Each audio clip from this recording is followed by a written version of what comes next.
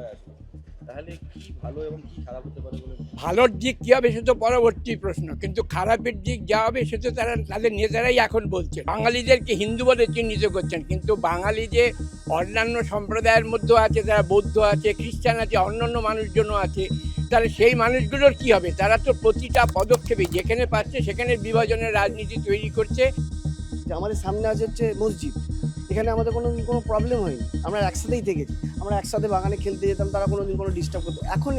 এখন ওরা লাল চোখ যেটা দেখাচ্ছে হিন্দুরা, মানে কট্টর হিন্দুরা, সেটা খুব ভাগাভাগি করছে। আমরা তো মিনি ভারতবর্ষে মানে কলকাতাটা, সেখানে সারা রকম জাতের লোক রয়েছে। সেই বিভাজনের রাজনীতি মানে কি? প্রথমে ধর্মে, তারপরে বর্ণে, তারপরে জাতে, তার কোনো সীমারেখা নেই। পরবর্তীকালে কাজের ক্ষেত্রে পর্যন্ত তারা বিভাজন তৈরি করছে। সেরমভাবেই এই মুসলমানদের উপরে আক্রমণ করাচ্ছে। আপনারা দেখুন, আমি এখানে দাঁড়িয়ে আছি, আমাদের এপারে আমরা সবাই বাঙালি, কিন্তু এই দীর্ঘদিন ধরে আমাদের এখানে মসজিদটা রয়েছে, আমরা এখানেই এদের সঙ্গে মিলে ঝুলে বড় হয়েছি। আজ অবধি এমন কোনো ঘটনা, ইভেন বাবরি মসজিদ ধ্বংসের সময় আমাদের এই মসজিদের উপরে কোনোরকমভাবে কেউ আক্রমণ করার সাহস পর্যন্ত পায়নি।